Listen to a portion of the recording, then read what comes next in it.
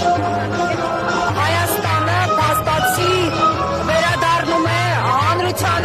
հանրության մեջ կասկածներ, Հայաստանի պետությունը, իշխանությունները հանրության մեջ կասկածներ են սերմանում ցեղասպանության իրողության հանդեպ։ Դուք կսպասեք այսպիսի հետընթաց անիվի 110 տարի անց ստիպված լինել հենց ազգի ներսում ինչ-որ հաստատել եղած փաստը։ Դե Նիկոլ չէր լինի, Նիկոլի ամբողջությունը չէր լինի, եթե Արցախը ուրանալուց, հայկական ինքնությունը ոտնատակ տալուց, Հայաստանի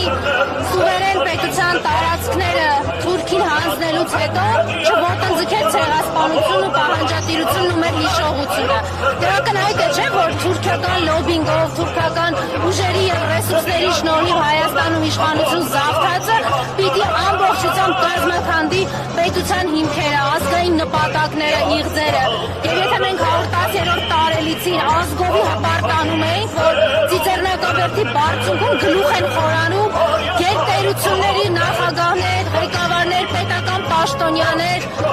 դատապարտելով այդ ոճրագործությունը եւ սատար կանգնելով այդ ոճրագործության, այդ ոճրագործությունը կատարողների պատասխանատվության եւ մեր ազգային պահանջատիրությանը։ Հիմա մենք այսօր խնդրեմ ունենք Հայաստանի Հանրապետության հրապարակում, Երևանի Հանրապետության հրապարակում այս թուրքահպատակ իշխանությունների դեմ պայքարելով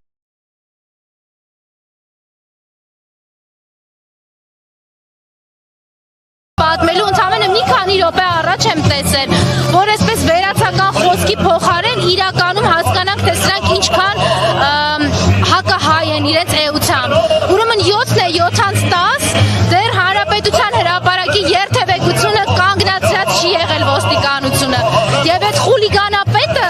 ոստիկանապետ կոչվածը, որ իրականում Նիկոլի աթոռը պահելու համար է, լկտիաբար հայտարարում է, որ դե ում են խանգարում, որ այդ մեքենաները, որ երթևեկում են, ըստ էության արհեստական խոչընդոտներ ստեղծելով Հայաստանի քաղաքացիների համար, որ հանկարծ Հանրապետության հրապարակում չկարողանան հավաքվել։ Ես վստահ եմ, որ Նիկոլը ամեն դեպքում այսօր նկատողություն է ստանալու Թուրքիայից եւ Ադրբեջանից, որովհետեւ իր առաջ այս տարի խնդիր է դրված եղել, որ Հանրապետության հրապարակում ընդհանրապես գետ մեկ հայ չհավաքվի։ Հաստորեն ինքը ձախողել է նաեւ այս տարի, դրա համար իրեն նկատողություն կանեն վստահաբար։ Կիրճան, հենց ազգային ժողովից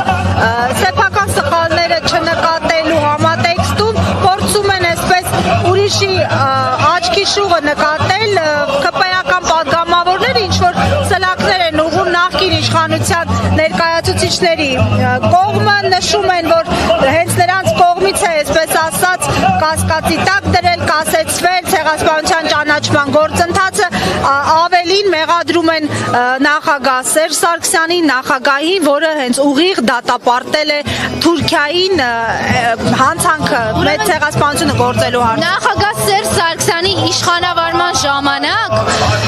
աշխարհի բազմաթիվ երկրներ ընդունել են հայոց ցեղասպանությունը, դատապարտել են հայոց ցեղասպանությունը, ընդունել են հայոց ցեղասպանությունը հերքելը քրեականացնող բանաձևեր օրինագծել։ Նախագահ Սերժ Սարգսյանի իշխանության ջանքերով է Վատիկանում սուրբ պատարակ անցկացվել։ 100-րդ տարելիցին գերտերությունների ղեկավարներ են եկել այստեղ։ Ողջ հայ ժողովուրդը արժանապատիվ ներկայացել է որպես պահանջատեր եւ ոչ թե զոհի, այլ ինքնությունը պահպանողի եւ այս անմոռաց ինքնությունը ժառանգներին փոխանցելու։ Իրենք չեն կարող դա Սերժ Սարգսյանին ներել, այնպես ինչպես չեն կարող նախագահին ներել 42000 քառակուսի կիլոմետր հայրենիք պահելը, անկախ ազատ Արցախ ու անվտանգ Հայաստան պահելը։ Չեն կարող ներել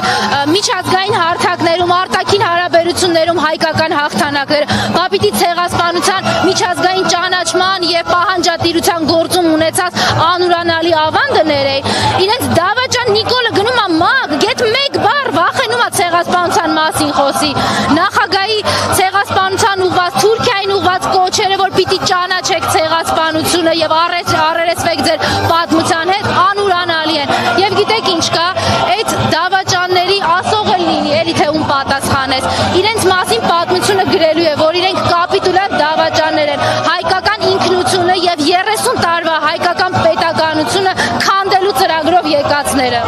Շնորհակալություն։ 24-ի հարգելի հետ